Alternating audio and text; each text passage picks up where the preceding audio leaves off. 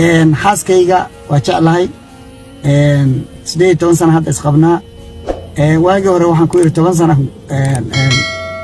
ku siinaya garantiina anaa kula guursanayn oo ay ka dagaalamaysay hadda waxaan rabaa inaan u sheego habiibi adiga keliga weey waxa hadda ka dambeeyo insha Allah ta'ala wixii hadda ka dambeeyo waa keliga saadoy insha Allah ta'ala you are the only. Thank you.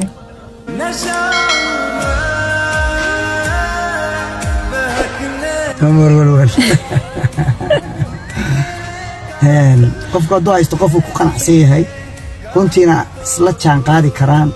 isfahmi karaan she's my only friend runtii saaxiibkayga kaliya weysaado aan sheekaysano sheekaduna igu baxdo caruur qurux badan oo shaxshaxana waa ii dhashay marka